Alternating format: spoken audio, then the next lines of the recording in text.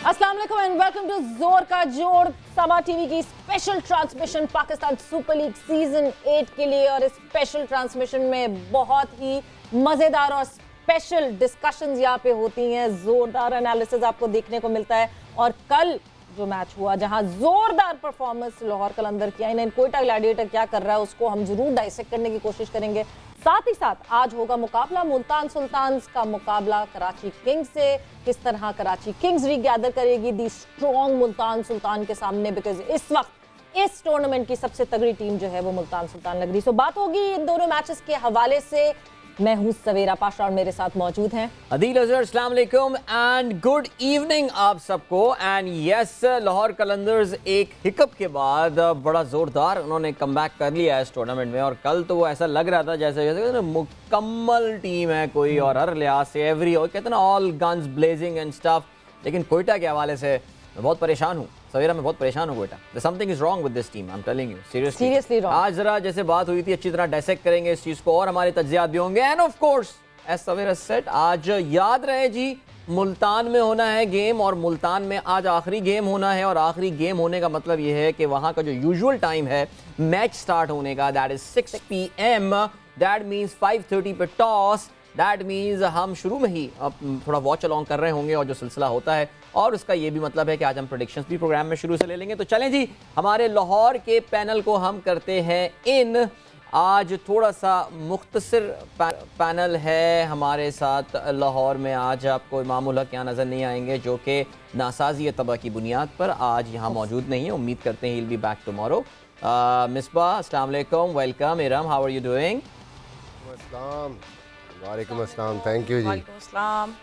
हाँ जी, तो आज जो है जिस तरह अदील ने बताया कि आज टॉस 5:30 बजे हो जाएगा, विच मीन्स कि हम जो है पहले ही शुरू में ही ये बात कर लेंगे क्या हेड टू हेड है टीम्स का, क्या इस वक्त पॉइंट्स टेबल का जो है वो कहाँ है, टीम कौन सी जगह पे है पॉइंट्स टेबल पे। एंड ऑब्वियसली फिर आप लोगों की प्रेडिक्शंस बहुत ज़रूरी हैं, क्योंकि इमाम इस वक्त यहाँ मौजूद नहीं है, मगर इमाम ने सबसे पहला काम ही ये किया कि मुझे अपनी प्रेडिक्शन भेज दी उन्होंने। तो प्रेडिक्शन उनकी हमारे पास आ गई है, यानी बड़ा सीरियसली, बहुत सीरियसली इन प्रेडिक्शंस को लिया जा रहा है। और बहुत मजे का एक ये जो मुकाबला, वैसे मिसबा आप इस लीग के प्रेशर को एंजॉय कर रहे हैं, जो बाहर हो रही है वो नहीं, जो यहाँ हो रही है जोर का जोर। हाँ जी, हमारे पे कुछ ज़्यादा ही प्रेशर डाल रही है टीमें। मतलब है कि एक दिन बेड की सही साइड से उतरते हैं, अगले दिन बेड की दूसरी साइड से उतर जाते हैं। तो हमारे लिए तो ज़्यादा प्रॉब्लम हुआ होगा। अगर मैं वहाँ पे होता तो फिर ज़्यादा आराम से बता सकता कि आज ये क्या करने वाले हैं। नहीं सीरियसली, बिल्कुल आप वहाँ यहाँ पे होते, आप यहाँ आ जाएं बिल्कुल, मगर टीम के साथ जहाँ होते वहाँ पता चलता। मगर ऑनेस्टली स्पीकिंग बिल्कुल सही बात है, पता ही नहीं चलता कि आज जो है वो ड्रेसिंग रूम से कौन सी टीम निकलने वाली है, वो क्या करने वाली है और क्या नहीं करने वाली है। शायद एक जिस पे आप सॉलिडली कर सकते, मैं नहीं हिंट नहीं कोई भी दूंगी कि आज क्योंकि उस टीम का मैच है उसके लिए आप सॉलिडली कहीं ना कहीं कुछ सोच सकते हैं, वरना बाकी तो सब आपको शॉक ही दे रहे हैं। But talking about today's match, आज मुकाबला है मुल्तान सुल्तान वर्सेस कराची किंग्स।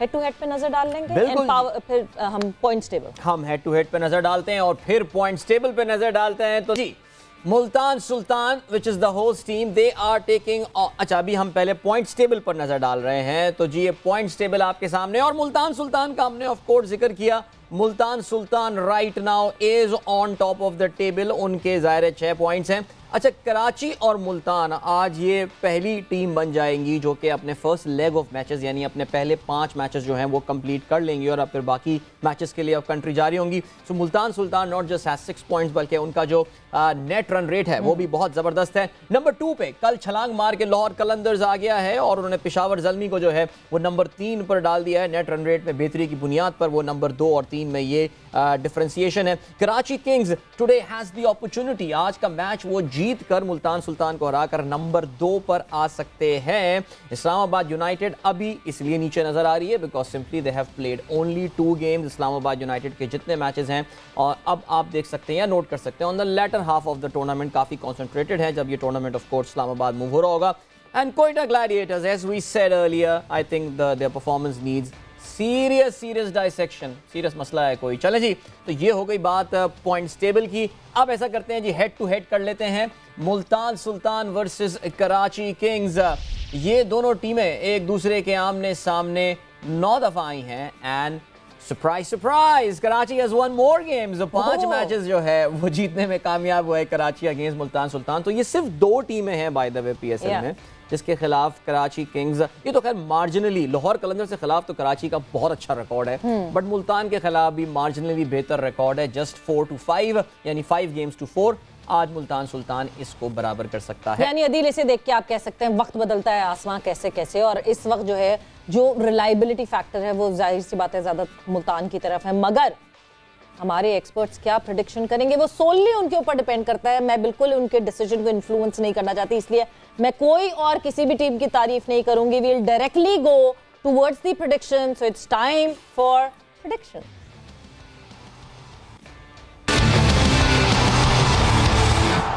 मिसबा, आपकी तरफ मैं आती हूँ।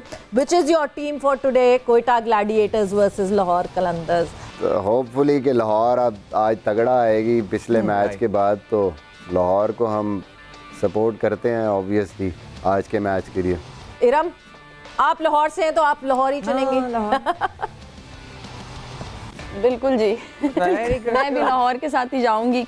इमाम जी, मैं भी लाहौर के साथ जाऊंगा। तो इंजी भाई, मैं आपकी तरफ आती हूँ। लाहौर कलंदर्स या कोयटा ग्लैडिएटर? नहीं, आज लाहौर की टीम है ना बहुत मजबूत नजर आ रही है। तो ये तो फिर काफी एक यकतरफा किस्म का था मेरे ख्याल से लोगों की प्रेडिक्शंस, और यस्टरडे कल काफी पॉइंट्स बटे हैं, ऐसा लग रहा है सबके पॉइंट्स बटे हैं, लेकिन जैकपॉट लगा है कल। या but I really don't think, honestly speaking, yes PSL में डेफिनेटली होते हैं सरप्राइजेस, लेकिन कल की I think I would say the call was an easier one. और माशाल्लाह जी कल क्योंकि सब ने पॉइंट्स शेयर किए हैं तो 8 और 8 points Iram and of course Misbah जो हैं वो इस वक्त 8 पॉइंट्स लेकर दोनों नंबर 2 पे हैं, और नंबर 3 पोजीशन जो है वो लाला और इमाम के पास है। तो फिर अब बढ़ा जाए जी आज की प्रेडिक्शंस के हवाले से, और उसी के साथ साथ अपने प्रोग्राम में हम खुशामदीद कहते हैं। एक दिन के ब्रेक के बाद हमारे अपने आप सबके लाला शाहिद खान आफरीदी आज हमारे साथ वीडियो लिंक के थ्रू मौजूद हैं। अस्सलाम वालेकुम लाला। वाह माशाल्लाह, अस्सलाम वालेकुम सबको। Check out the background guys, check out the background, जबरदस्त। Lala is having a good time sir, कैसे हैं आप? अल्हम्दुलिल्लाह, आप लोग खैरियत से, सब ठीक ठाक? अल्हम्दुलिल्लाह। प्रेडिक्शंस कर लें फिर फौरन? बिल्कुल। सो लाला, हम फौरन प्रेडिक्शंस की तरफ बढ़ रहे हैं, और मिसबा आपसे मैं शुरू करूंगी। आज मुल्तान सुल्तान और कराची किंग्स का होना है मुकाबला। विच is your team for today? शुरू करेंगी मेरे से क्यों शुरू करेंगी? पहले इमाम की बताएं ना।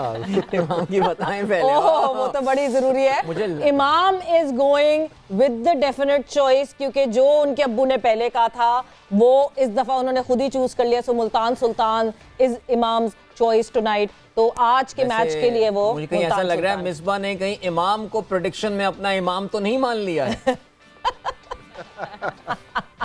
नहीं, मुझे लग रहा है, यकीन करें कि आज की प्रेडिक्शन मुझे वाकई मुश्किल लग रही है। ओह अच्छा। क्योंकि दिमाग तो यही कह रहा है कि मुल्तान सुल्तान, लेकिन क्यों मुझे लग रहा है कि कराची शुरू से अच्छा खेल रही है और अब उनका कॉम्बिनेशन भी सेट हो गया, तो मुझे बड़ा मुश्किल लग रहा है मुल्तान कहते हुए। और जब आपने हेड टू हेड का रिकॉर्ड भी बताया तो वो भी बड़ा इस किस्म का है कि ये वही फीलिंग आ रही है लाहौर और कराची वाले मैच की। कोई नहीं मिसबा, टेक अ डिप। चलें, फिर भी मुल्तान को सपोर्ट होम। मिसबा अपने आप को हर तरफ से कवर करने की कोशिश करता है। इनका डिप्लोमेसी में बड़ा अच्छा मुस्तकबिल। मैच में कवर नहीं किया जी, मैंने किसी मैच में कवर नहीं किया, लेकिन आज मैं वाकई हकीकत बता रहा हूँ आपको। जो इस टाइम हालत है ना दोनों टीमों को देखते हुए, वो वाकई चॉइस बड़ी मुश्किल है। Very good. तो फिर आप क्या? मुल्तान तो यार मिसबा का ना लो फिर आज। मुल्तान आप कह रहे हैं, ये सोच लें कि इमाम ने भी मुल्तान कहा हुआ है, और बड़ा वो हो जाता है जब भी इमाम चूज करे टीम को। इमाम आ गया फॉर्म में, इमाम की फॉर्म वापस आ गई, फॉर्म आ गई, लाला की भी आ गई है फॉर्म। Iram, your team? मैं भी आज मुल्तान सुल्तान के साथ ही जाऊंगी। मुझे लगता है कि टीम स्ट्रॉन्ग तो है, लेकिन मुझे कैप्टनसी पे बहुत ज़्यादा, मैं रिजवान की कप्तानी पे बहुत ज़्यादा मुझे है कि वो बहुत अच्छी कप्तानी कर रहे हैं। वो बिहाइंड द विकेट्स कह लें कि वो उन कप्तानी अच्छी कर रहे हैं, विकेट कीपिंग अच्छी कर रहे हैं और बैटिंग अच्छी कर रहे हैं। टीम को फुल एक जल किया वो लेके चल रहे हैं। तो मुल्तान सुल्तान इमाद अच्छी कैप्टनसी नहीं कर रहे, कम करने का चांस है। सॉरी इमाद नहीं कर रहे अच्छी कैप्टनसी, वो कर रहे हैं, लेकिन देखें कप्तान कोई तभी स्ट्रांग होता है कि जब उसके प्लेयर्स जो हैं वो आगे से उसको रिस्पॉन्स करें। अभी एक मैच में कह लें थोड़ा सा बेहतरी उनकी बॉलिंग में आई है, लेकिन मुझे स्टिल लगता है कि कराची को भी थोड़ी सी और मेहनत करने की जरूरत है। ओके लाला से आ गई है, वापस टिकट लेने गई थी। लाला आज मौका मिल गया गैप कम करने का। सही बात। मैं इमाम के अब्बू के साथ जाऊंगा, मुल्तान सुल्तान। मुल्तान सुल्तान यानी आज स्वीप हो गया, यानी मुल्तान कराची बोला है। नहीं नहीं, वापस आओ, मैं नहीं, मुल्तान आज जो है हमारे सारे पैनलिस्ट ने मुल्तान चूज की है। So yes, it is Multan Sultan versus Karachi Kings. देखना ये कि सब एक साथ, वो कहते हैं ना हम भी डूबे हैं सनम तुम्हें भी ले डूबेंगे, तो सब एक साथ डूबते हैं या सब एक साथ तैरते हैं। बिल्कुल ऐसे ही है जी। चलें जी, तो ये हो गई है बात जरा हमारी प्रेडिक्शंस के हवाले से। We are done for the prediction for today. Remember Multan में ये मैच हो रहा है, अर्ली स्टार्ट होने वाला है।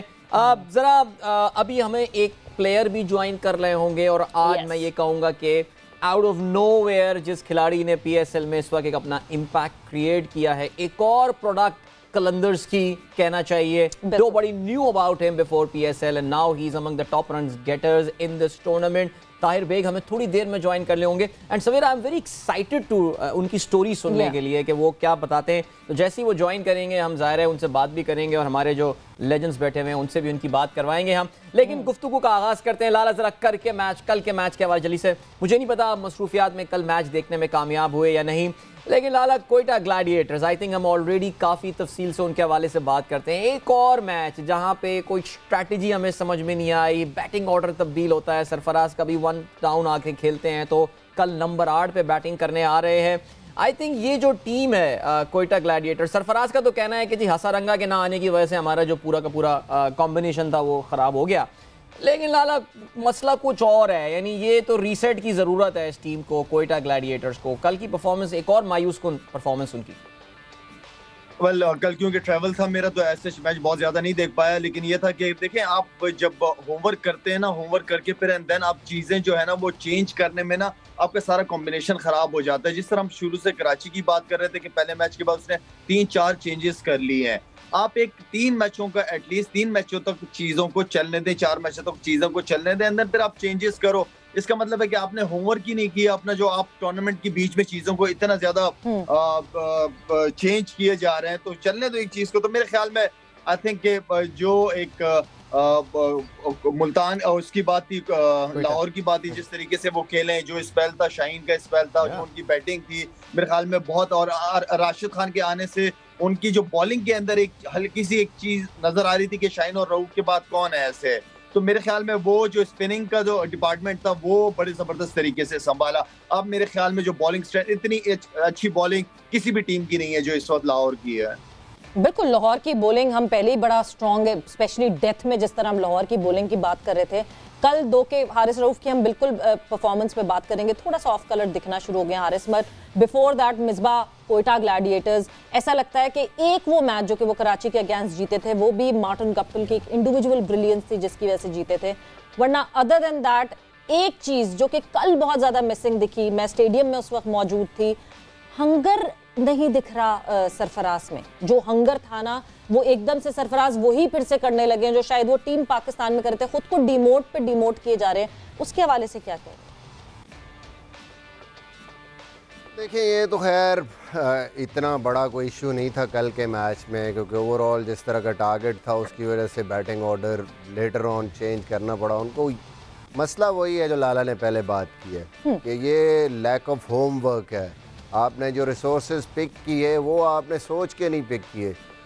अब बात यह है कि आप कोई नई चीज़ इन्वेंट करने की कोशिश कर रहे हैं हर मैच में। आपको पहले से आपने नहीं देखा कि यार अगर मैंने घर बनाना है तो इसके लिए क्या चीज़ें चाहिए मुझे, उसके लिए मुझे ईंटें चाहिए, मुझे सीमेंट चाहिए, मुझे सरिया चाहिए, क्या चीज़ें चाहिए जो ज़रूरी लगेंगी। आपने बस चीज़ें ले ली, आपने रिसोर्सेज ले लिए और अब आप कम्बिनेशन बनाने की कोशिश कर रहे हैं। जब टीम बनाते हैं तो आप सोचते हैं कि मेरा ओपनर कौन होगा, नंबर 3 कौन होगा, नंबर 4 कौन होगा, बीच में नंबर 5 कौन खेलेगा, फिनिशर कौन होगा। ये नहीं होता कि आप प्लेयर अच्छा प्लेयर है पकड़, आप 11 सुपरस्टार भी अगर पकड़ लेंगे और पता चले वो स्पेशलाइज नहीं होंगे डिफरेंट जगहों पे, टॉप क्लास 5 बॉलर आप पकड़ लेंगे, वो सारे नए बॉल के बॉलर होंगे, still you are on the losing side.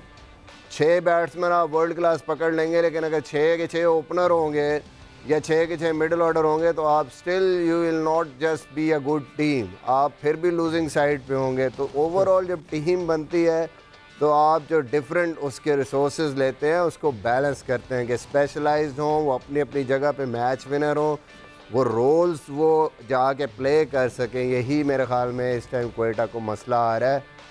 Hasaranga अगर आ भी जाएगा ठीक है फाइन, वो बॉलिंग में एक इम्पैक्ट डालेगा, कैश भी वो डाल रहा है थोड़ा बहुत इम्पैक्ट, बट आपकी जो बैटिंग लाइनअप है और फास्ट बॉलिंग, आप एक बॉलर शॉर्ट हैं, तो कहीं ना कहीं ओवरऑल आपको पता ही नहीं कि हमारी टीम के रोल्स कहाँ किसने कौन सा रोल प्ले करना है। अब नई चीज़ बनाने की कोशिश कर रहे हैं और उसमें एक्सपेरिमेंटेशन में बहुत थोड़ा टाइम होता है। T20 क्रिकेट में और टूर्नामेंट में 2 मैच आप हारते हैं तो सडनली आप अंडर प्रेशर होते हैं, तो फिर ऐसे काम शुरू हो जाते हैं कि कभी आपको 3 को ओपन करा देते हैं, कभी 3 वाला 5 पे आ रहा है, कभी एक बंदा 3 पे आता है और 8 पे चला जाता है, तो then it's all here and there और आपको कुछ समझ नहीं आती। राइट इरम, ज़ाहिर है हमने हफीज़ के रोल के हवाले से काफ़ी तफसील से, जो ग्लैडिएटर्स के पिछले 2 मैचेस हुए हैं उसमें काफ़ी तफसील से हमने बात की कि जी किस पोजीशन पे होना चाहिए, क्या होना चाहिए। कल हफीज़ को ज़ाहिर है उनसे अटैक भी करवाया गया। द वे ताहिर ने उनको पहले ही ओवर में 2 छक्के और 1 चौका मेरे ख्याल से मार के वो काफ़ी आई थिंक ऐसी कुछ था सिलसिला, 14 रन मेरे ख्याल से 1 ओवर में दिए थे और उसके बाद फिर हफीज़ दोबारा बॉलिंग कराने भी नहीं आए। कल बैटिंग में भी हफीज़ को ऑफ कोर्स मौका दिया गया, लेकिन डू यू थिंक के इस वजह से कि शायद हफीज़ को मौके कम मिल रहे थे, या फिर आई थिंक कोयटा की इस वक्त एक एनवायरनमेंट में एक नेगेटिव वाली फील चल रही है जिसकी वजह से even Hafeez is not able to perform, बड़े ऑफ कलर नज़र आए कल वो। जी बिल्कुल, सबसे पहले तो मुझे जो एक चीज़ लगती है कि अगर आपने वर्ल्ड क्लास बैटर लिए हैं, 2 ओपनर्स आपने लिए हैं, मेरा कल जो मेन कंसर्न था कि अगर आपके पास रॉय और आपके पास गप्टिल हैं तो आप उन्हीं से ही जाएं। और मुझे ये था, जिस तरह कल इंजमाम भाई ने भी बात की थी और मैंने उनको भी सेकंड किया था, कि 1 डाउन जो है वो आप मोहम्मद हफीज़ को रखें, क्योंकि मुझे लगता है कि जब कोई एक प्लेयर जो है वो ऑलरेडी डाउन है, फिर आप चाहे उससे बैटिंग करवा लें या चाहे उससे बॉलिंग करवा लें, वो उस तरह से नहीं नज़र आ पाएगा, वो ऑफ कलर ही रहेगा। तो मुझे थोड़ा सा ये लगा कि हफीज़ भाई का जो था वो प्रॉपर उनको शायद चांस नहीं मिल पा रहा, इसलिए वो बॉलिंग में भी उस तरह से नहीं नज़र आए और बैटिंग में भी उनका नंबर ऊपर नीचे कर रहे हैं, वो एक चीज़ पे सेट ही नहीं हो पा रहे। मैंने कल भी ये कहा था कि वो एक मोस्ट एक्सपीरियंस प्लेयर हैं और हमारी उनकी अपनी कह लें होम कंडीशंस हैं। पाकिस्तान, ये हमारा PSL ब्रांड, हमारे प्लेयर्स को ज़्यादा यहाँ पे आइडिया है चीज़ों का। बंगल से जो है ठीक है, वो अभी कह लें कि एमर्जिंग में उन्होंने पिक किया है, खिलाना ज़रूरी था, वो ठीक है, लेकिन आप उनका बैटिंग ऑर्डर नीचे कर सकते हैं। आप मोहम्मद हफीज़ को जो है वो आप 1 डाउन कर सकते हैं और अपने मेन बैटर्स के साथ जाएं। तो मुझे लगता है कोयटा जो है वो थोड़ा सा इस चीज़ में लैक कर रहा है अभी तक, इसलिए वो थोड़ा शफलिंग उनकी चल रही है, सेटलमेंट नहीं हो रही, जिसकी वजह से प्लेयर्स भी डाउन है और यही मेन वजह जो है मोहम्मद हफीज़ की लगती है मुझे। दूसरी बात शायद ये भी वजह हो सकती है कि कल मुझे कोयटा के जो प्लेयर्स थे वो थोड़े से थके हुए भी लग रहे थे। आप वो फास्ट बॉलर्स की बात कर लें या फील्डर्स की भी बात कर लें, शायद लगातार मैच खेलने की वजह से भी था, थकावट उनकी नज़र आ रही थी। उस तरह से नसीम और हसनैन भी मुझे लगता है बिल्कुल कल जो है वो परफॉर्म नहीं कर पाए। हाँ, ये एक बिल्कुल एक ये रीज़न हो सकती है, जिस तरह कल इंजी भाई ने भी जो है को हाईलाइट किया था कि देखने को T20 का मैच लगता है मगर ऑलमोस्ट 9 घंटे लग जाते हैं होटल से निकल के होटल तक वापस पहुंचने में। So wear and tear player की बॉडी में ज़रूर आता है, स्पेशली फास्ट बॉलर्स तो बहुत ज़्यादा ही उस पर इम्पैक्टफुल होते हैं। मगर और क्या वजूहत हैं कोयटा ग्लैडिएटर्स की एंड कल लाहौर कलंदर्स की जिस तरह परफॉर्मेंस हुई, और उसके हवाले से गुफ्तगू करेंगे। साथ ही साथ इमर्जिंग प्लेयर की बात हो रही है तो एक तरफ बंगल जई जिनकी परफॉर्मेंस अभी हमें मिल नहीं रही, दिख नहीं रही, एंड दूसरी तरफ जो इमर्जिंग प्लेयर लाहौर से खेल रहे हैं ताहिर बेग, उनकी ब्रिलियंट परफॉर्मेंस एक बहुत ही लगातार हो रही है। उस हवाले से बात करेंगे बट आफ्टर शॉर्ट ब्रेक।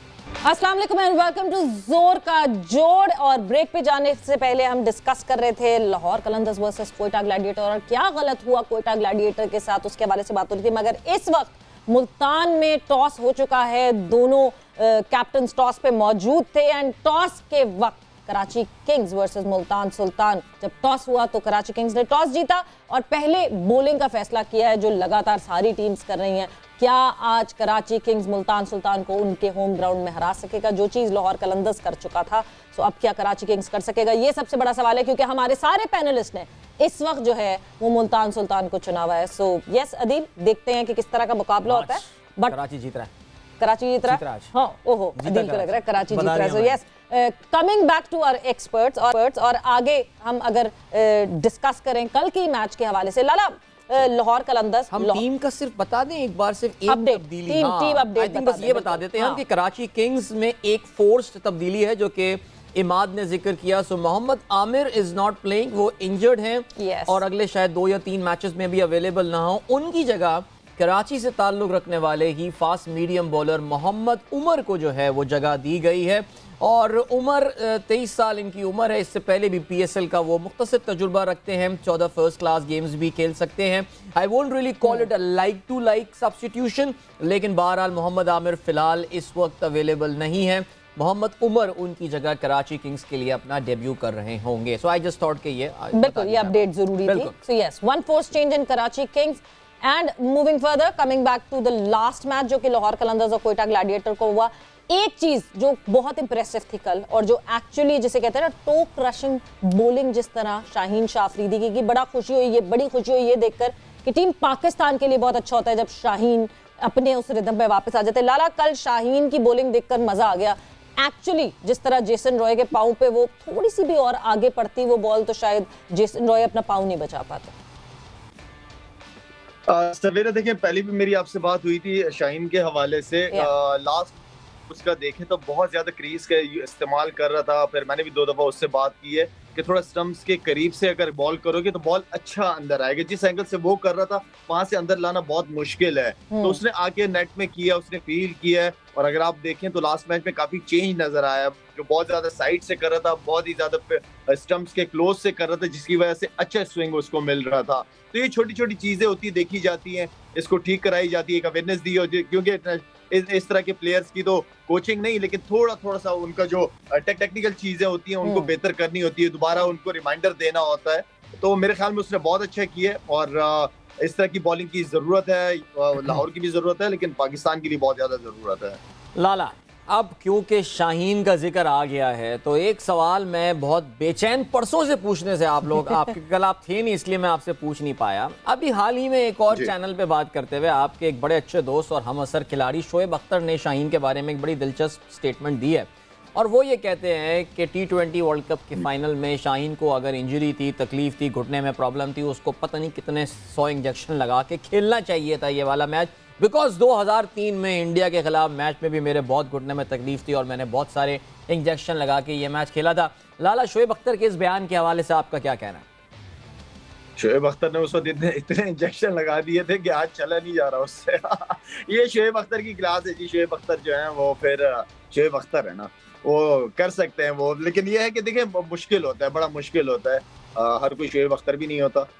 मुश्किल होता है कि आप इंजर्ड हो, इंजेक्शन लगा के आप पेन किलर लगा के खेलते हो, ज़ाहिर बात है वो इंजरी और ज्यादा बढ़ जाती है। तो आई मीन शोएब अख्तर को जाने दें, कोई बात नहीं, पास करते हैं, चलें जी पास करते हैं। मिसबा, मैं आपसे भी ये जानना चाहूंगी बिकॉज जब हम वर्ल्ड T20 जब UAE में हो रहा था और जिस वक्त बाद में जाके हमें ये पता चला कि रिजवान की तबीयत इतनी ख़राब थी, even then he made sure और अपनी स्ट्रेंथ दिखा के वो उठे और उन्होंने सेमीफाइनल खेला, इंजेक्शन भी लगाना पड़ा।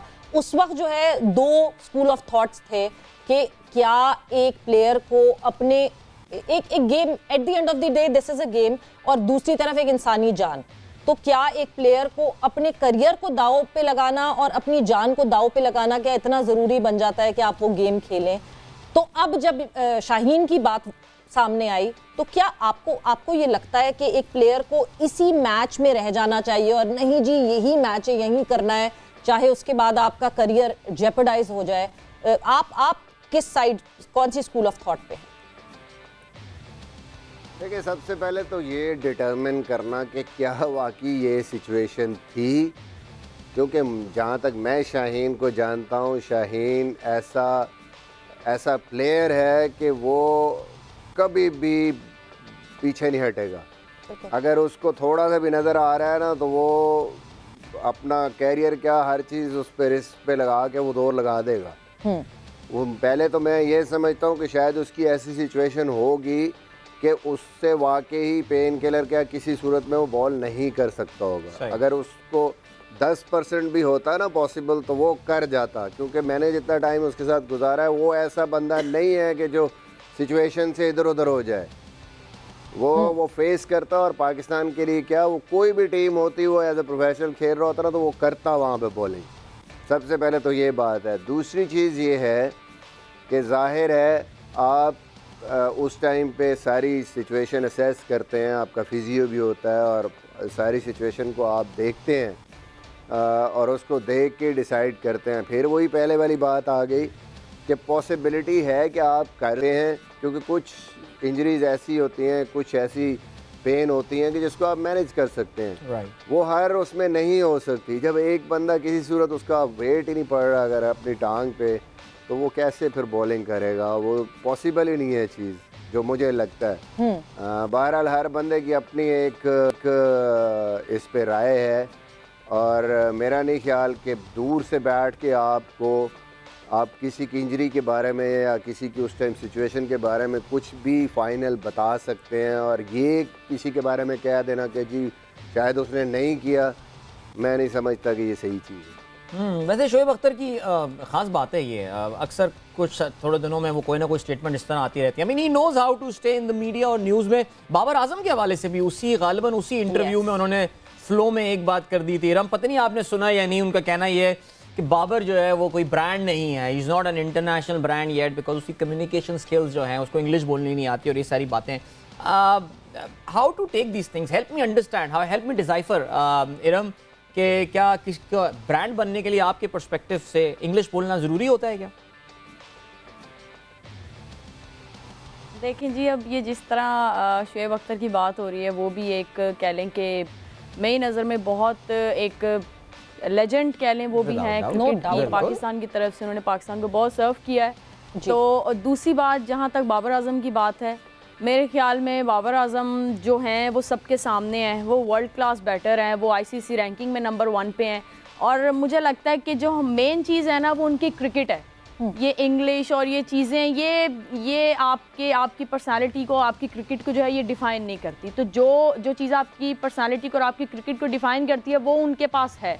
और वो जितने आउट क्लास बैटर हैं, जिस तरह सब लोग उनसे इंस्पायर होते हैं, मैं खुद उनकी बैटिंग को बहुत ज़्यादा देखती हूँ गौर से। जो उनकी ड्राइव्स जिस तरह जाती हैं, वो मेरे ख्याल में उसके पीछे उनकी बहुत मेहनत है, और जिसने जितनी मेहनत की होती है ना वो ही जानता है। तो मेरे ख्याल में ऐसी स्टेटमेंट्स जो हैं ये थोड़ा सा इन पे देखना चाहिए। बाकी शोएब अख्तर भी और बाबर आजम दोनों ही जो है वो पाकिस्तान का नाम है, पाकिस्तान के ब्रांड है। बिल्कुल। लाला, एक मैं चीज़ इस पे ज़रूर आपसे पूछना चाहूँगी, क्यों इंग्लिश इतना बड़ा इशू है हमारे यहाँ? मतलब रोनाल्डो इंग्लिश नहीं बोलता, मेसी इंग्लिश नहीं बोलते, वो अपनी लैंग्वेज पे प्राइड हासिल करते हैं। हम उस कॉलोनियल माइंडसेट से निकल नहीं रहे हैं कि जो इंग्लिश बोलेगा वो स्टार है। ऐसा क्यों है लाला?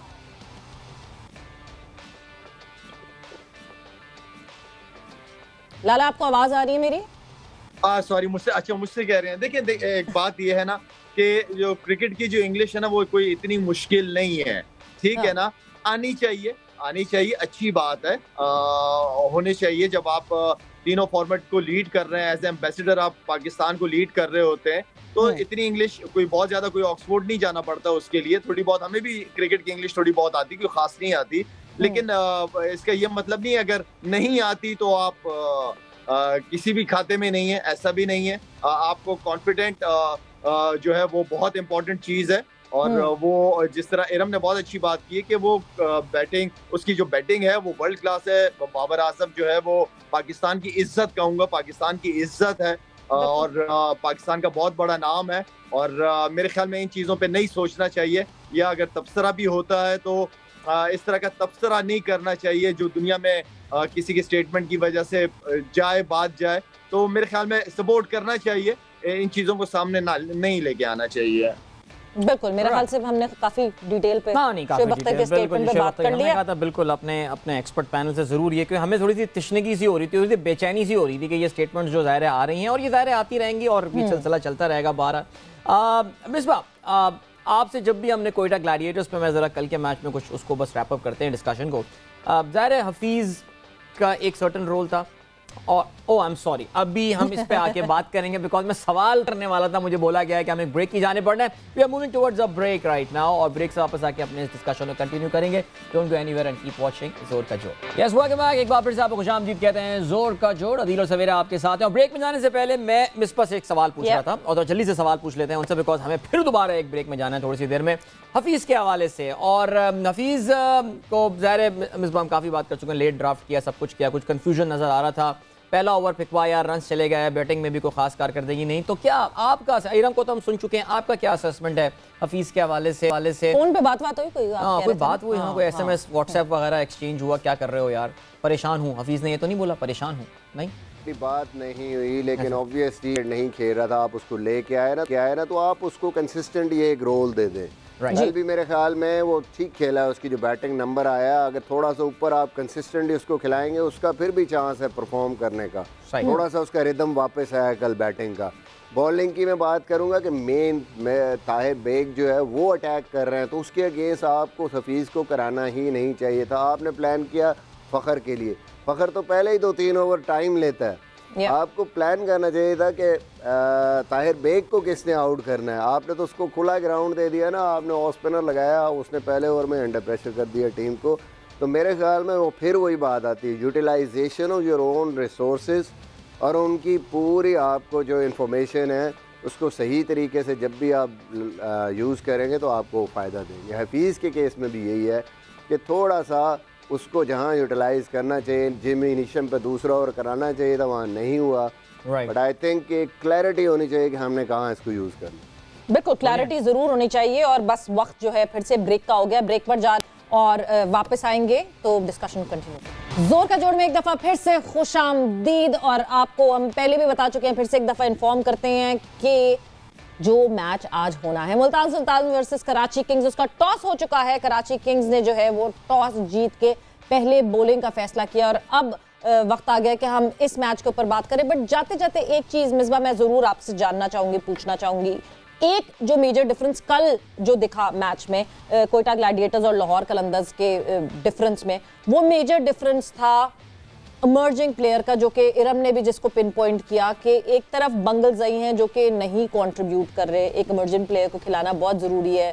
देन बंगलजई वो कोयटा की रिप्रेजेंटेशन आपको दिखती है। दूसरी तरफ ताहिर बेग रेगुलरिटी में कंट्रीब्यूट कर रहे हैं, अगर फ़खर नहीं चल रहे तब भी आपको ओपनिंग में जो है वो कंट्रीब्यूट करते हुए दिख रहे हैं। ये भी एक मेजर डिफरेंस था कल मैच का, बहुत बड़ा डिफरेंस है। देखें सवेरा सबसे बड़ा इम्पैक्ट है इमर्जिंग प्लेयर का, और इस्लामाबाद की 2 साल जो पहले 3 साल में 2 दफ़ा जीतने की वजह ही इमर्जिंग प्लेयर एक वो कैटेगरी है कि जिसने 11 में होना ही होना है, और अगर वो 11 में होते हुए आप 10 के साथ खेल रहे हैं तो इट मीन्स कि आप 10 और 11 का मुकाबला हो रहा है। तो ये बहुत सारी टीमों को ये प्रॉब्लम है कि बग़ैर सोचे समझे आप प्लेयर ले लेते हैं, लेकिन कम्बिनेशन बाद में आपका सेट नहीं होता। तो कोयटा को ये एक प्रॉब्लम है, और पीछे ऑप्शंस भी अगर हैं तो उसमें भी उनके पास बॉलर ही है। अभी शायद भाई जिस टीम के साथ थे, लाला जिस टीम के साथ थे PJL में, तो वो मेरे ख्याल में एमल था लड़का, फास्ट बॉलर जी। वो है इनका इमर्जिंग प्लेयर कोयटा का। अच्छा है, नया गेंद बहुत अच्छा करता है, आउट स्विंग बड़ा ज़बरदस्त होता है, और कोयटा को ज़रूरत भी है इस टाइम पे। मुझे लग रहा है कि उनकी बॉलिंग जब आप 200 करा देंगे तो उसके बाद तो आपके लिए बड़ा मुश्किल हो जाता है किसी भी टीम के अगेंस्ट। और मुझे लगता है जो एक और गलती है यहाँ पे, फिर वही बात है कि टॉस जीत के आप बॉलिंग कर लेते हैं विदाउट सीइंग कि हम किस पोजीशन के अगेंस्ट खेल रहे हैं। अगर कोयटा पहले बैटिंग करती तो कोयटा का ज़्यादा चांस था अगेंस्ट लाहौर कलंदर्स, क्योंकि उनकी स्ट्रेंथ उनकी बॉलिंग है, उनकी बैटिंग लाइनअप स्लाइटली वीकर है बैटिंग से। तो ये भी मुझे लगता है कि एक वजह बनी कोयटा की।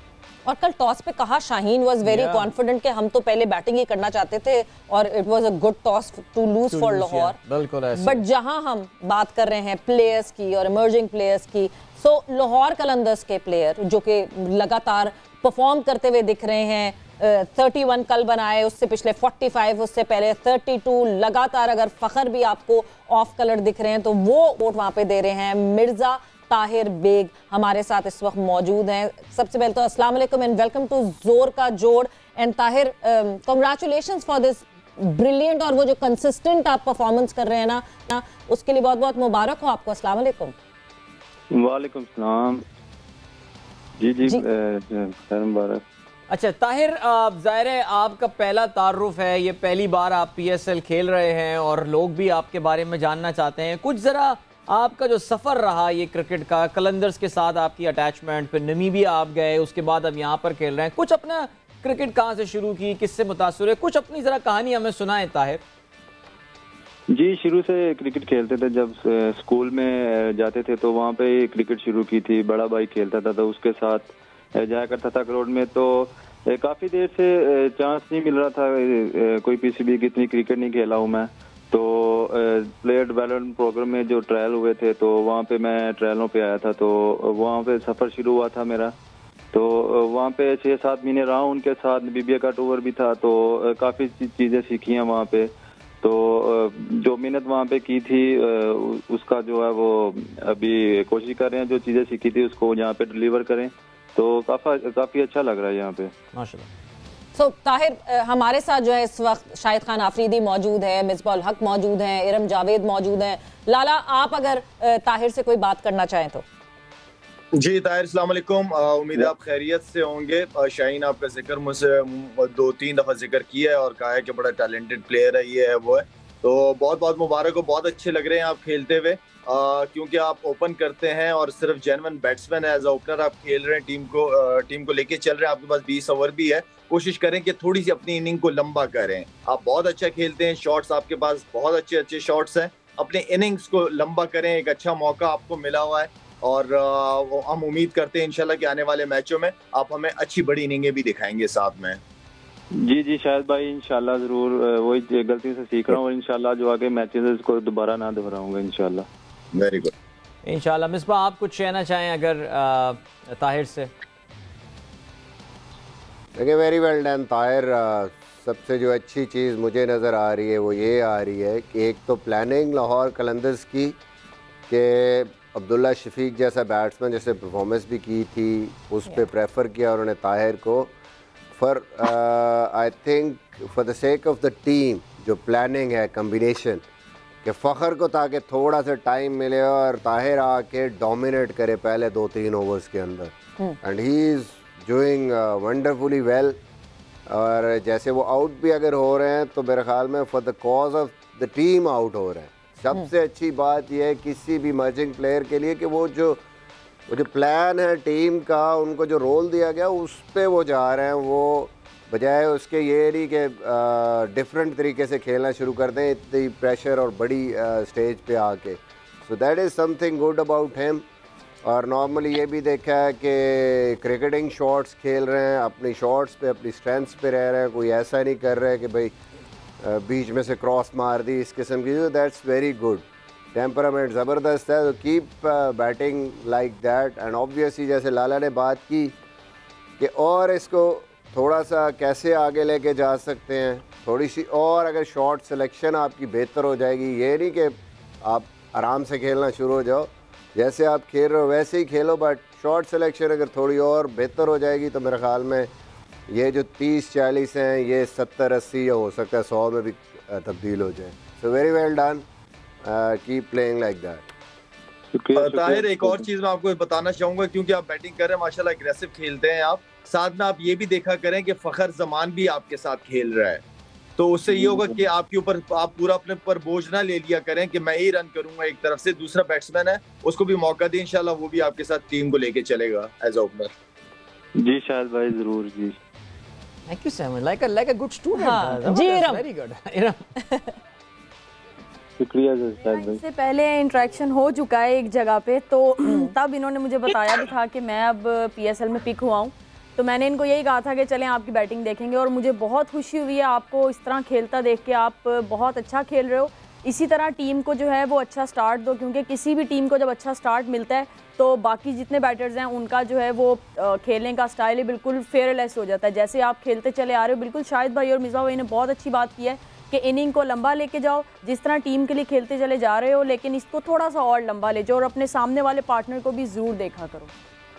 जी जी जी जी जरूर जरूर। अच्छा, अब जरा ये तो बताएं ताहिर कि कल आपने इतने सीनियर खिलाड़ी आपके सामने, हफीज पहला ओवर कराने आया और आपने जो 2 छक्के उनको जो है वो बैक टू बैक रख के दे दिए, तो क्या हफीज भाई को देख के कुछ यानी जैसे कहना चाहिए ना कि जाग गए आपके हवास के यार छक्का मारना है, या प्लान करके आए थे कोई भी बॉलर आएगा लेकिन शुरू में जाके अटैक तो करना ही करना है?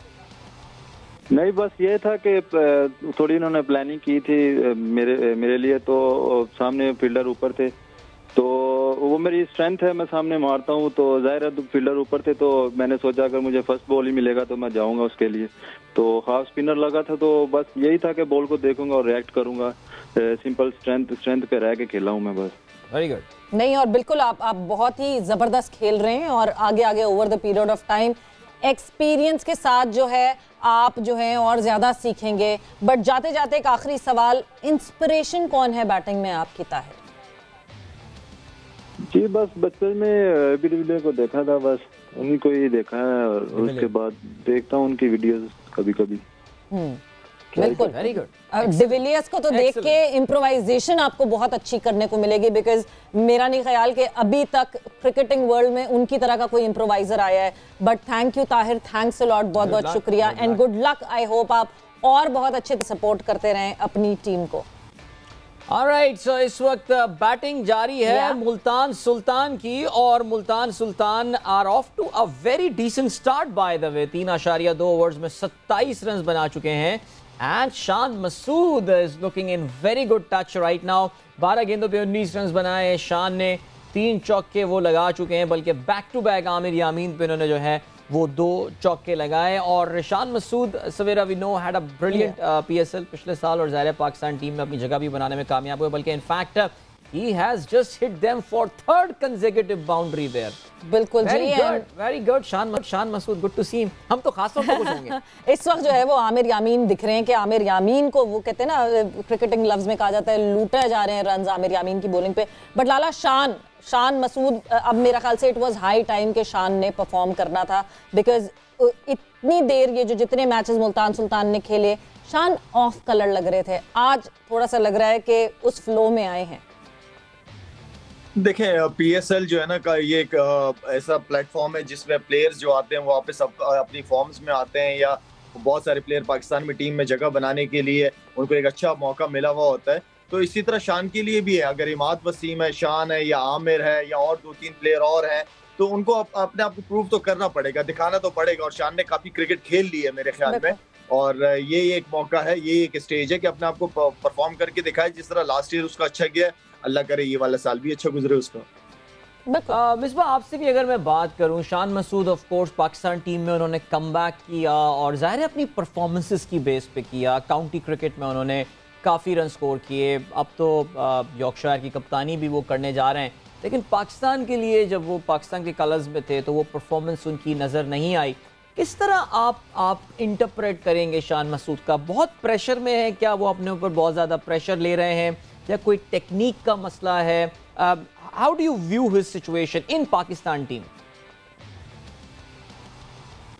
देखिए, कई दफ़ा ये होता है और आप बहुत रन्स करते हैं और जब इंटरनेशनल क्रिकेट में आते हैं तो वो परफॉर्मेंस नहीं हो पाती।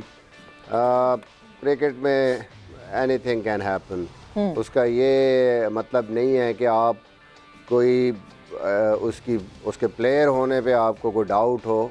जो भी बंदा इतनी परफॉर्मेंसेस करके आता है और कंसिस्टेंट परफॉर्मेंसेस करके आता है, इसका मतलब है कि उसको खेलना आता है क्रिकेट और वो अच्छी क्रिकेट खेल रहा है। थोड़ा सा अनफॉर्चुनेट मैं कहूँगा, बैड लक कई दफ़ा होती है, और थोड़ा सा इंग्लैंड के गेम्स जो मुझे लगता है, मैं पर्सनली मुझे लगता है कि शान जिस तरह से उसने अपनी गेम को चेंज किया है, उसके बाद रेड बॉल क्रिकेट में वो टीम में आया। अगर स्ट्रेट अवे वो वाइट बॉल में आता तो वो शायद, जैसे T20 में खेला है, वो वर्ल्ड कप में आया तो उसने वो बहुत ज़बरदस्त खेला है वहाँ पे। वो जो थोड़ा सा टेस्ट मैच का रेड बॉल का जो प्रेशर उस पर आया ना, उसकी वजह से उस पर टफ टाइम आया और फिर उसने वाइट बॉल में भी उसकी वजह से स्ट्रगल किया है। बट ओवरऑल अगर वाइट बॉल की परफॉर्मेंसेस शान की देखें, 57-58 की उसकी एवरेज है लिस्ट ए के मैचेस में। कंसिस्टेंटली जब भी वो आता है 2, 3, 4, 100 वो कर देता है आपके वनडे टूर्नामेंट में, और फिर T20 PSL में बड़ी ज़बरदस्त परफॉर्मेंसेस हैं। अनफॉर्चुनेट रहा है थोड़ा सा, आई थिंक ऐसा प्लेयर लंबी देर अब जितना एक्सपीरियंस वो हो गया है वो आउट ऑफ फॉर्म नहीं रह सकता, और होपफुली राइट टीम में भी वो खेल रहा है। जब टीम हारना शुरू हो जाती है तो आप पे और ज़्यादा परफॉर्मेंस का प्रेशर आ जाता है, बस यहाँ उसको पुशन मिल गया, टीम जीत रही है, परफॉर्मेंस हो रही है, अभी वो कर जाएगा तो वो भी मेरे ख्याल में मैच विनर बन जाएगा इनका आने वाले मैचेस में। बिल्कुल, और बहुत ज़रूरी, जब हम अक्रॉस द फॉर्मेट परफॉर्मेंसेस की बात करते हैं तो एक प्लेयर के लिए उसको बिल्कुल रखना, कंटिन्यूटी में रखना बड़ा मुश्किल हो जाता है। बट इरम, हम ये डिबेट बार बार करते हैं और ये बार बार सुनी भी जाती है डिबेट, ऑल फॉर्मेट प्लेयर्स या फिर format to format individual players, उससे एक तो जितना जो टैलेंट एक जैसा एक साथ आया हुआ होता है उनको आपको अकोमोडेट करने का मौका मिल जाता है, और प्लेयर को अपने फॉर्मेट पे फोकस करने का मौका मिल जाता है। किस तरफ आप कहती हैं कि ऑल फॉर्मेट टीम होनी चाहिए, प्लेयर्स एक जैसे होने चाहिए, या फिर फॉर्मेट वाइज जो है हम प्लेयर्स को डिवाइड कर सकते हैं? जी बिल्कुल, जिस तरह आपने बात की है, मुझे ऐसा लगता है कि डिफरेंट फॉर्मेट में डिफरेंट प्लेयर होना चाहिए। मुझे ऐसा लगता है इस तरह से जो है कि आपके सारे प्लेयर्स को कह लें मौका भी मिल सकता है, और आपकी T20 की टीम एक, क्योंकि मुझे ज़्यादा लगता है कि T20 में जो है वो आपको, वैसे तो सारी फॉर्मेट में आपको टीम स्ट्रॉन्ग चाहिए होती है, लेकिन T20 एक ऐसा फॉर्मेट है जिसमें आपको अपनी टीम बहुत ज़्यादा कह लें कि पावर हिटर्स इनकी बेस पे ज़्यादा स्ट्रॉन्ग टीम बनानी पड़ती है। तो मेरे मुताबिक मुझे लगता है कि हर फॉर्मेट में जो है वो अगर डिफरेंट टीम के साथ जाया जाए, इस तरह सब प्लेयर्स को जो है वो मौका भी मिल जाता है, क्योंकि सबकी डिफरेंट गेम है। अब जिस तरह शान मसूद की बात की है कि अब अगर मुल्तान सुल्तान के हवाले से शान मसूद की बात की जाए, तो जिस तरह उनकी पूरी टीम में हर बैटर ऑलमोस्ट जो है वो परफॉर्म करता चला आ रहा है, तो मुझे लगता है कि आज का मैच जो है वो शान मसूद को परफॉर्म करना उनके लिए बहुत ज़रूरी है, और वो अच्छे बैटर हैं। मुझे इनका, मैं इस बात पे मिसबा भाई की बात को बिल्कुल सेकंड करूंगी कि मुझे इनको देख के, जब मैं इनकी बैटिंग देखती हूँ, कि थोड़ा सा मुझे अनलकी ज़रूर लगते हैं ये, कि कहीं ना कहीं इनकी जो है वो लक जो है वो समटाइम इनका साथ नहीं देती, कि कभी समटाइम किसी ऐसी बॉल पे आउट हो जाते हैं कि दूसरा बैटर आगे उसी बॉल पे छक्का मार देता है। तो समटाइम मुझे थोड़ा सा इनका ये लगता है कि अपनी इनकी लक थोड़ी सी वो कम है, लेकिन बहुत अच्छे प्लेयर हैं माशाल्लाह। पाकिस्तान को इन्होंने बहुत ज़्यादा मैचेस खेले हैं, जितवाए भी हैं, तो मेरी दुआएं इनके साथ। हाँ जी बिल्कुल, शान मसूद की आप तारीफ भी कर रही थी, और शान मसूद ने अभी एक बाउंड्री भी लगा दी है। He is reach 30 now of 16, so I think वो जो प्लेटफॉर्म इरम जिसकी बात कर रही थी कि शान मसूद को आज रन स्कोर करने चाहिए, वो प्लेटफॉर्म इनके पास अवेलेबल है। These 30 have come of 16 delivery, जिसमें 5 चौके शामिल थे। और लाला, कराची किंग्स ज़ाहिर है आज मोहम्मद आमिर नहीं है, वो जो कुछ मोहम्मद आमिर के हवाले से ऑफ द फील्ड बात हो रही थी, जो कुछ हो रहा था, उनके जेस्चर्स, ये वो, उनकी कमी ज़ाहिर है इमाद वसीम और कराची किंग्स आज महसूस करेगी, और उनकी जगह एक यंग प्लेयर को जो है वो लाया गया है। लाला, इमाद की परफॉर्मेंस पे मैं ज़रा बात करना चाहूँगा। रन्स भी कर रहा है और बॉलिंग भी उसकी चल रही है। आपको लगता, हमारे यहाँ वैसे भी PSL की कारकर्दगी का बड़ा इम्पैक्ट होता है टीम में ड्राफ्ट इन होने के हवाले से, बल्कि हमारे यहाँ तो PSL की कारकर्दगी पर टेस्ट खिला दिया जाता है, हमने देखा है पिछले 2 सालों में ये होते हुए। तो लाला, इमाद वसीम क्या नज़र जमा सकता है इस वक्त पाकिस्तान टीम में वापसी के हवाले से? बिकॉज दूसरी जानिब नवाज परफॉर्म करता हुआ बिल्कुल नज़र नहीं आ रहा है। कैसा देखते हैं आप इमाद का इमीडिएट फ्यूचर? देखें, इमाद जो है, जिस तरह मैंने पहले कहा कि बड़ा अच्छा प्लेटफॉर्म है, इससे आप कंपेयर कर सकते, क्यों नहीं कर सकते? आप अच्छी अच्छी परफॉर्मेंसेस करो, और इमाद वसीम की परफॉर्मेंस से लग रहा है बैटिंग में भी कर रहा है, वो बॉलिंग में भी कर रहा है, तो और क्या चाहिए? और इसी चीज को कंटिन्यू रखे, खामोशी से अपनी क्रिकेट खेलते रहे। जब तक आपने अगर पाकिस्तान से खेलना है, खामोश रहें, अपनी क्रिकेट पे फोकस करें, घर जाएं, फैमिली के साथ एंजॉय करें, और बस यही है। और क्या होता है, प्रोफेशनल क्रिकेटर्स का क्या काम है? यही काम है उनका। अल्लाह कहते हैं खामोश रहें और क्रिकेट पे फोकस करें। बिल्कुल, मेरे ख्याल से जो आपका बैट या आपकी बॉलिंग जितनी आवाज निकाल सकते हैं उतनी आप बोल कर या बताकर नहीं कह सकते। के सामने कितनी अच्छी एग्जांपल है। So true. वैसे वाकई अपना माइंड योर ओन बिजनेस की इंतहा है वो, मेराज पे है वो आदमी। वैसे सीरियसली जितना भी जुल्म कर लो बोलता ही नहीं है कुछ यार।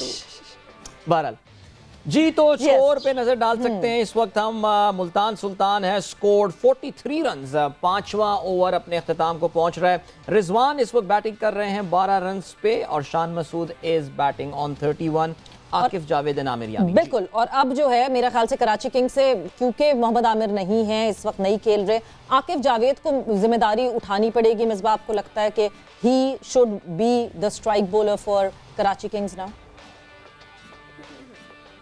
जाहिर है जी सारे बॉलर्स पे आएगी मेरे ख्याल में रिस्पॉन्सिबिलिटी, स्पेशली आकिफ पे बहुत ज़्यादा आएगी नए बॉल के साथ। बट अभी तक तो नहीं लग रहा कि ऐसी कोई चीज़ हुई है। और मैं यहाँ पे ये ज़रूर कहूँगा कि वही गलती कराची ने भी की है जो कल कोयटा ने की है, कि मुल्तान को आपने देखा है कि उन्होंने जो मैच लूज़ किया है वो चेज़ करते हुए लूज़ किया है। मुल्तान की ऐसी टीम है जिस मैच में भी पहले बैटिंग कर रही है वो 200 का फिगर लगा रही है। अब जब 180 प्लस का फिगर लग जाता है तो फिर आपके लिए बड़ा मुश्किल हो जाता है। आप ऑलमोस्ट पहली इनिंग में ही मैच से बाहर हो जाते हैं। तो मेरा ये ख्याल था कि कराची अगर पहले बैटिंग करती तो they would have better chance. But again I mean बड़ा मुश्किल एक डिसीजन है आउट ऑफ द बॉक्स। जो भी कप्तान यहाँ पे वो एक आउटसाइड चांस जो डियो का जो कि इफेक्ट कर भी नहीं रहा। जितने मैचेस अगर आप देखें पीएसएल में अभी तक भी पहले खेलते हुए टीमें जीत रही हैं, उसके बावजूद भी हम बज़ेद हैं कि नहीं हमने पहले बॉलिंग करनी है। तो ये कुछ थोड़ा सा समझ से बाहर है। और दूसरी जो इम्पोर्टेंट चीज़ आज के मैच में है जी, इस टीम के अगेंस्ट कराची को जो मुश्किल होगी वो बेसिकली इमाद की बॉलिंग है, जो कि जो लेफ्ट हैंडर हैं थ्रू आउट पूरे बैटिंग ऑर्डर में मुल्तान के वो एक थ्रेट हैं। और वो इमाद के ओवर जो 4 हैं उनको बहुत अच्छा जो है वो यूटिलाइज करेंगे और अटैक करेंगे उन पे। प्रीवियस मैचेस में इमाद वसीम के 4 ओवर बड़े इंपॉर्टेंट रहे हैं कराची के लिए। तो एक आमिर नहीं है, ऊपर से इमाद के ओवर भी उस तरह शायद इफेक्टिव ना हो जैसे पिछले मैचों में थे। तो ये एक डबल चैलेंज है कराची के लिए। बिल्कुल एक डबल वसीम ने अभी तक नए बॉल से ओवर नहीं किया, अभी करवाया जी। पहले ओवर में लाला 9 रन्स दिए इमाद वसीम ने, एक बाउंड्री आई थी और बाकी रन्स बने, तो एक ओवर करा चुके हैं वो। By the way Mohammad Umar bowling करने जो है वो आ गए हैं और उन्होंने अपनी जी रिजवान और चलें जी उनके 2 रन्स 2 बॉलों पे जो है वो यहाँ पर उनको पड़ चुके हैं अभी फिलहाल।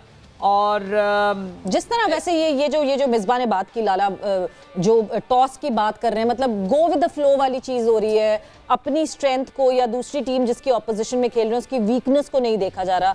बिल्कुल सही पिन पॉइंट किया है कि मुल्तान सुल्तान जो एक मैच हारी है वो हारी वो है जब उनको चेस करने को ये टारगेट मिला है।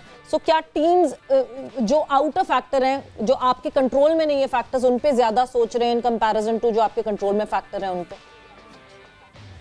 मेरे ख्याल में मिसबा के पास जो दिमाग है वो पाकिस्तान में बड़े कम लोगों के पास है वो दिमाग जी। मिसबा जो चीज सोचता है, जिस तरीके से सोचता है, ये बड़ी बात होती है।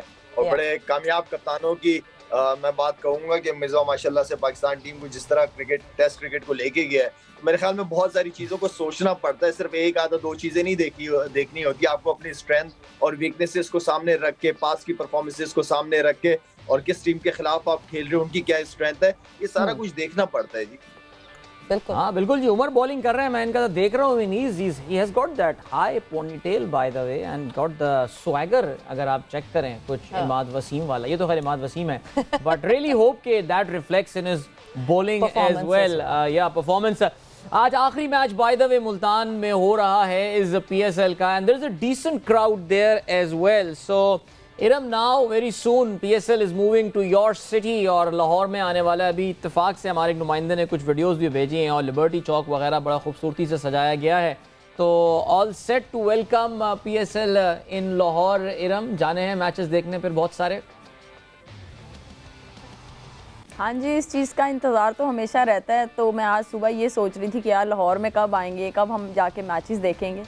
तो एक उसकी वाइब भी अलग होती है, एक मज़ा आता है जाके लाइव मैच देखना और प्लेयर्स को खेलता देखना। जितनी ये फास्ट गेम हो चुकी है, और मेंस की तो कुछ ज़्यादा ही कह लेंगे, माइक्रो सेकंड में भी इससे भी कम, तो बहुत मज़ा आता है बॉयज़ के मैचेस देखने में।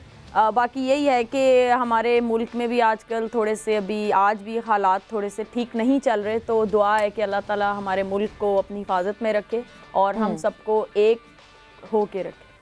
बिल्कुल जी, मैं बहुत जरूर कहूँगा कि जी पीएसएल जैसे ही लाहौर में आएगी तो मेरे ख्याल में हमें आप ऑनलाइन ही लीजिएगा, फिर स्टूडियो तो पहुंचना हमारे लिए मुश्किल होगा। बिल्कुल, जिस तरह पूरा ब्लॉक हो जाता है। मगर मैं वाकई आप इधर आ जाएं, मिसबा को यही बुला लेते हैं हम कराची। वैसे हाँ, आप इधर आ जाएं, मिसबा और इरम आ जाएं। हाँ नहीं, आप मिसबा इधर आ जाओ कराची में, पंजाब साइड केपी के साइड पे तो बहुत चल रहा होगा ना जेल भरो तहरीक वाला। शाहिद भाई फिर आप वेलकम करें, हम आपकी तरफ आते हैं। नहीं, हम घर से आ जाएंगे आपको ज्वाइन करने। कराची आ जाएं। क्या कह रहे मिसबा? हम घर से ज्वाइन करेंगे, घर से ज्वाइन करेंगे। चलें, मिसबा ने प्लान बता दिया। मिसबा, एक चीज जो कि वाकई आपने जो एक चीज पिन पॉइंट की है कि ऑब्वियसली हमें अभी भी सिक्योरिटी का ये ख्याल रखना पड़ता है, बंद करनी पड़ती हैं सड़कें, मगर जो स्पेक्टेटर्स आते हैं देखने के लिए उनके एक्सपीरियंस पे, कल भी स्टेडियम में बैठे हुए हम बहुत डिटेल में बात कर रहे थे। कल कराची में मुश्किल से 20% स्टेडियम सिर्फ फुल हुआ, उससे ज़्यादा नहीं स्पेक्टेटर्स आए। हम एक्सपीरियंस की बात करते हैं, आप लोगों ने दुनिया भर के स्टेडियम्स देखे हुए हैं। स्पेक्टेटर्स एक्सपीरियंस के हवाले से बात करें तो जो एक्सपीरियंस हम देते हैं अपने स्पेक्टेटर्स को वो इतना अच्छा नहीं होता। बहुत मुश्किल है दूर से पार्क करके, इतनी वॉक करके यहाँ तक पहुँचना, और फिर शादी की कुर्सियाँ डली हुई हैं जिसमें बैठना। आपको लगता है कि हमने 2025 में चैंपियंस ट्रॉफी को होस्ट करना है, हमारा इंफ्रास्ट्रक्चर तैयार है क्या उसके लिए? देखिए, बात यह है कि इंफ्रास्ट्रक्चर के बारे में तो हम सोचते ही नहीं है ना। दुनिया में ये कॉन्सेप्ट है कि आपकी कोई भी स्पोर्ट्स चलती है किसकी बेस पे, आपके फैंस की बेस पे, स्पेक्टेटर्स की बेस पे। तो सबसे पहली चीज़ जो आपने जहन में रखनी है वो यही रखनी है कि वो जो आपके स्टेडियम हैं या जो अरेंजमेंट्स हैं वो स्पेक्टेटर फ्रेंडली होनी चाहिए।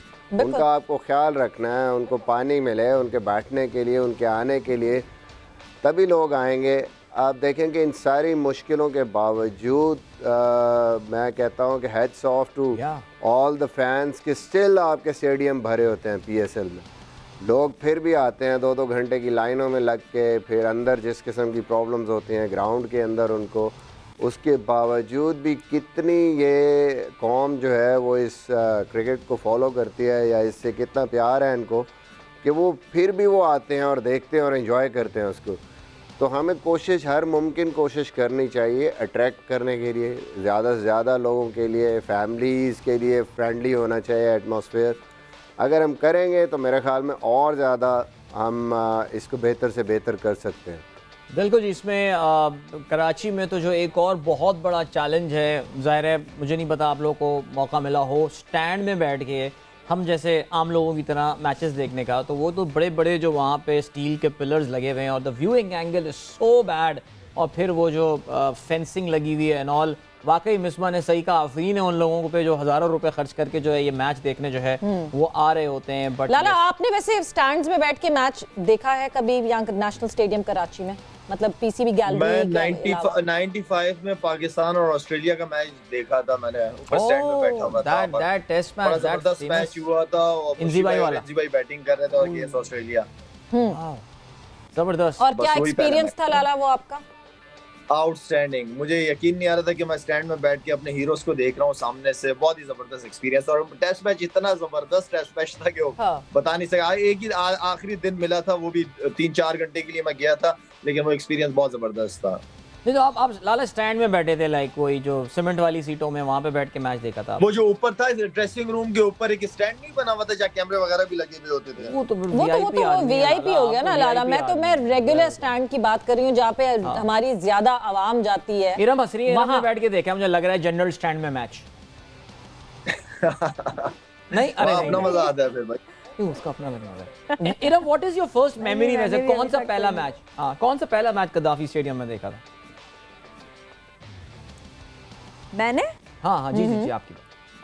जी आप ही का नाम मेरा। अच्छा, मैंने कज़ाफी में मैच एक ज़रूर देखा हुआ है, वो बिल्कुल मुझे एक कह के ख्वाब की तरह से याद है। मेरे ख्याल में स्कूल टाइम की बात है और मुझे इवन ये भी नहीं याद कि वो मेंस का था कि वो लड़कियों का मैच था। मुझे ये भी आइडिया नहीं, लेकिन मैंने देखा ज़रूर है स्कूल के साथ जाके। तो अब मैं आपको क्या बताऊँ कि क्या एक्सपीरियंस था। नहीं ठीक है। कौन सी क्लास में थी आपको याद नहीं है? मैं पता नहीं मैं थर्ड में होंगी या सेकंड में। ये भी नहीं याद कि कौन सी क्लास में थी इरम। एक दफा फिर से जाएं और वो एक्सपीरियंस करें जो स्टैंड्स में बैठ के मैच देखने का एक एक्सपीरियंस, उस पूरी क्राउड के साथ नारे लगाने का एक्सपीरियंस, वो बहुत मजेदार होता है। मिसबाह, आपकी कोई मेमोरी है ऐसी as a spectator match witness करना? जी मेरी तो वो सोशल मीडिया पे एक वायरल हुई थी, फोटो भी वायरल हुई थी फैसलाबाद स्टेडियम की अगेंस्ट साउथ अफ्रीका। तो वो जनरल स्टैंड से भी कोई मेरे ख्याल में जो नीचे स्टैंड होता है वो था, वो नीचे जिसके सीमेंट की जगह स्टेज सी बनी होती है वहाँ पे मैच बैठ के देख रहे थे।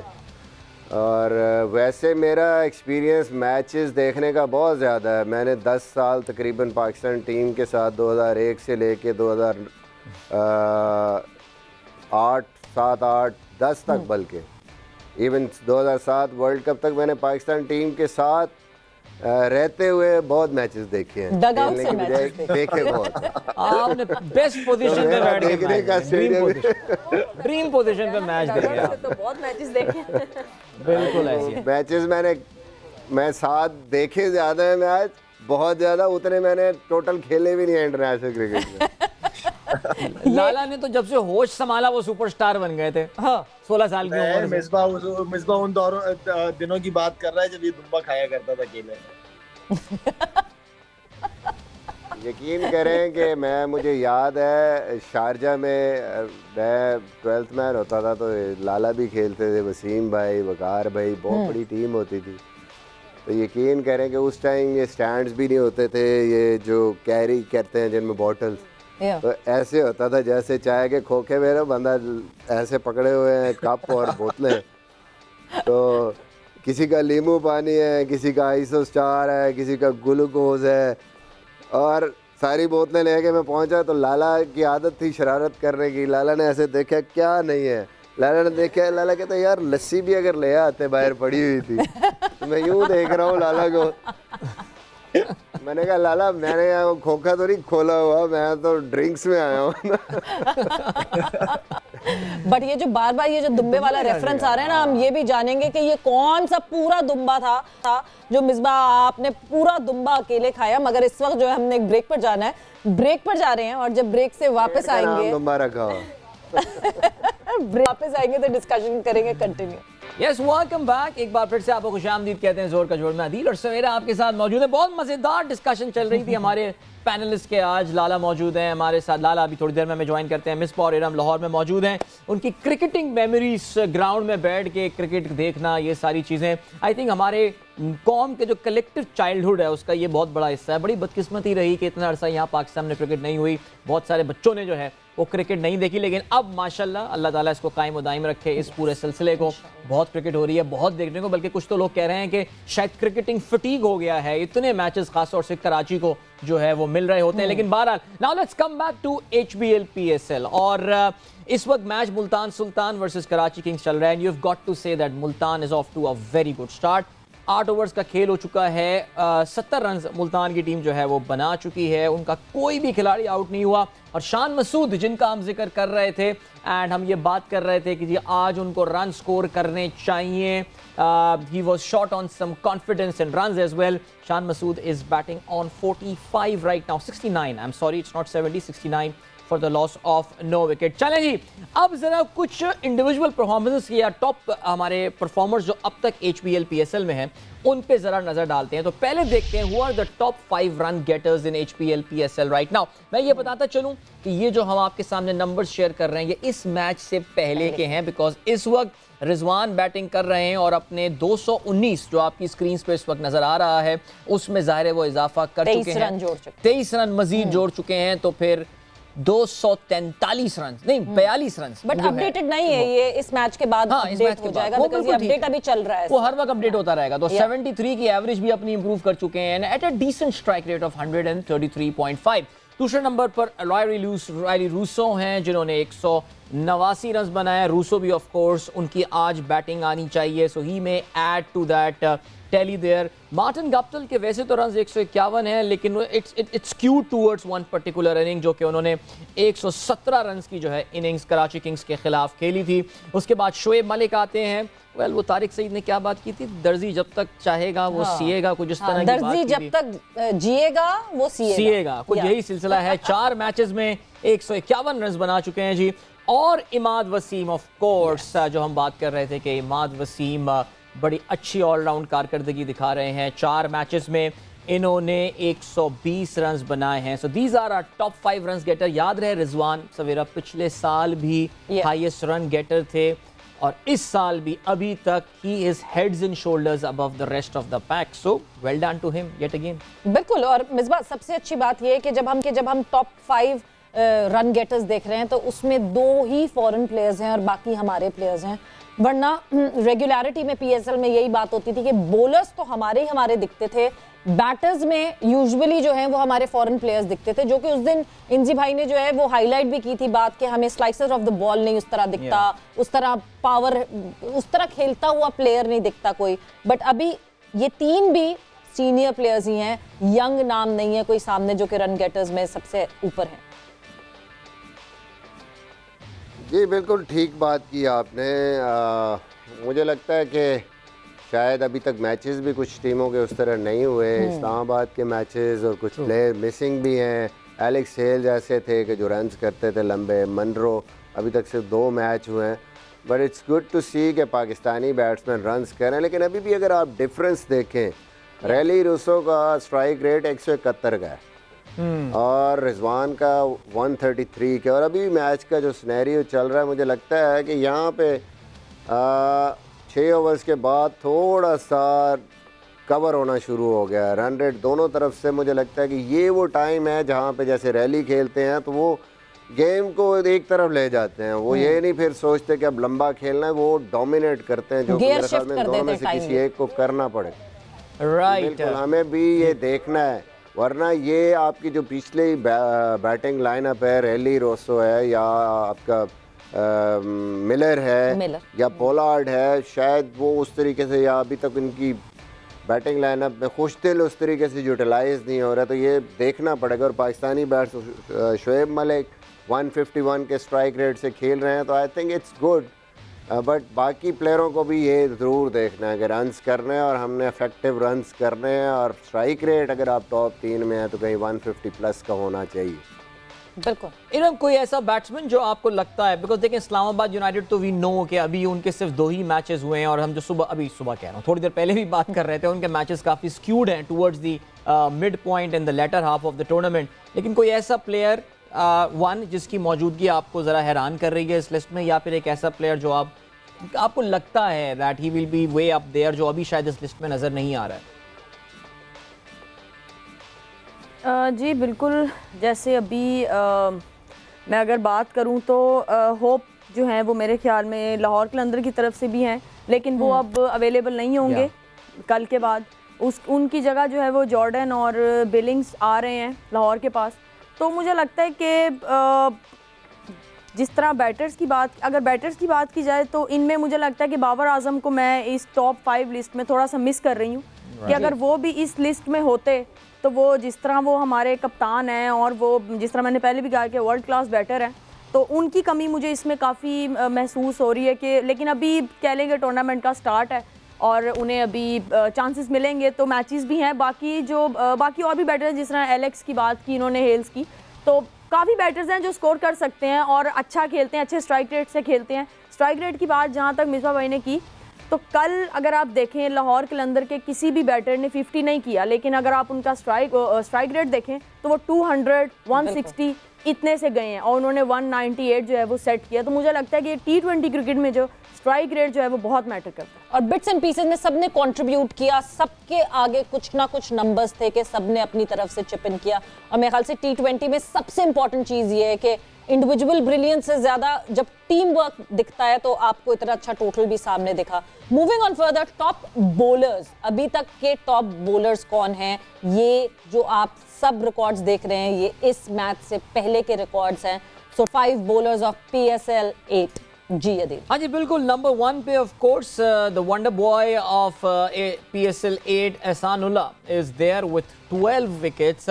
at an economy of 5.87. Now this is amazing because अक्सर ही कहा जाता है जी फास्ट बॉलर विकेटें तो लेते हैं लेकिन उनके इकोनॉमी रेट जो होते हैं वो हायर साइड पे होते हैं, बट एहसान heads and shoulders above the rest here. Abbas Afridi, दोनों मुल्तान सुल्तान के खिलाड़ी. Abbas is in fact plays only 3 game और एहसान 4 गेम्स खेल चुके हैं. अब्बास की 8 विकेटें हैं at an economy of 8.3 at an average of 10.25 और तीसरे नंबर पर भी मुल्तान सुल्तान के. दैट एक्चुअली टेल्स यू कि क्या डोमिनेशन इस वक्त मुल्तान सुल्तान की चल रही है. उसामा मीर तीसरे नंबर पर मौजूद हैं, 8 विकेटें वो हासिल कर चुके हैं, an average of 12.37 and an economy of 6.18. Then comes Mohammad Hasnain, 4 matches में 6 विकेटें हासिल की हैं, economy of 6.86. Well done to him because Hasnain के बारे में अक्सर उनके बारे में भी यही कहा जाता है कि ये रन्स थोड़े ज़्यादा देते हैं but good control, very good control.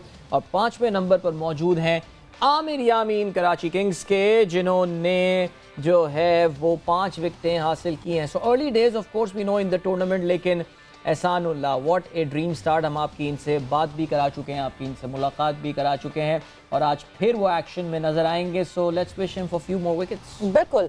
और मिसबा फिर वही बात, जो टॉप आप बॉलर्स देख रहे हैं इस वक्त मुल्तान सुल्तान के तीनों बॉलर्स आपको टॉप पे दिख रहे हैं. ठीक है, ये टेबल डिसेप्टिव इसलिए हो सकता है बिकॉज अभी तक ज़्यादा मैचेस मुल्तान ने और कराची ने खेले हैं, देन कोयटा, और अभी बाकियों के मैचेस नहीं हुए.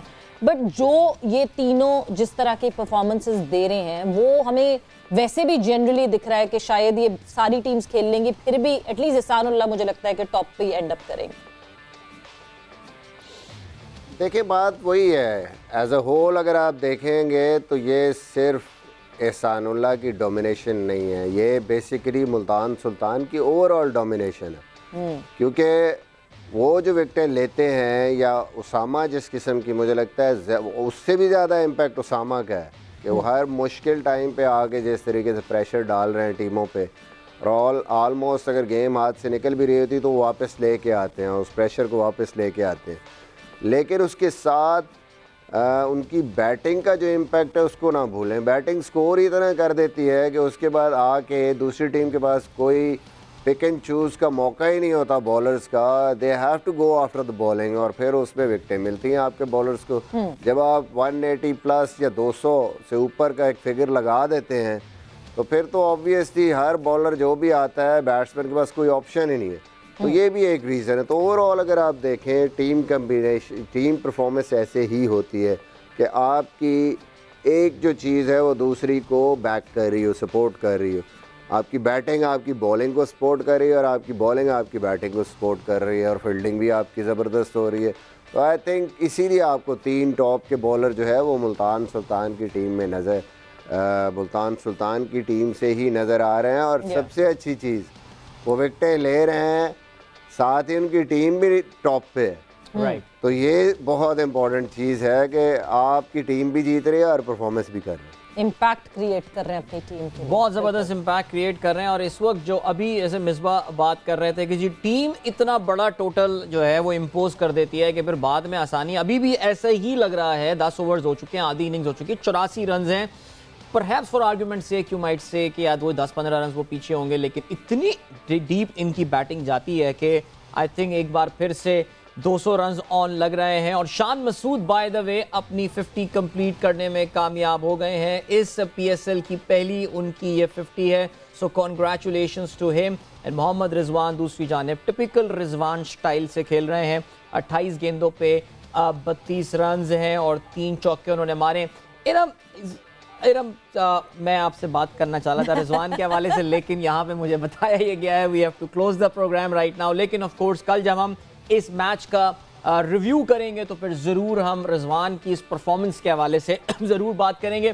बट अभी thank you Misbah, thank you so much Iram and thank you so much Lala, आपने हमें ज्वाइन किया. वक्त आ गया है कि आप लोगों से इजाज़त ली जाए. इंशाल्लाह जोर का जोड़ में अदील और सवेरा कल आपकी खिदमत में एक बार फिर आपकी खिदमत में हाजिर होंगे. और जाते जाते हम जल्दी से ये बता दें कि #AskZoor का जोड़ ये शुरू हो जाएगा कल से सेगमेंट. तो अपने सवालात डालना शुरू कर दें, अपने सवालात पूछना शुरू कर दें हमारे एक्सपर्ट. और शान मसूद इतनी देर में जो है वो आउट भी हो गए हैं और अभी हम बात कर रहे थे, लेकिन 12 जी 50 उन्होंने कर लिया. बहुत बैटिंग है भाई, बहुत रन बनने वाले हैं. कल मिलते हैं इंशाल्लाह. चलते हैं, good bye, God bless and अल्लाह हाफिज़.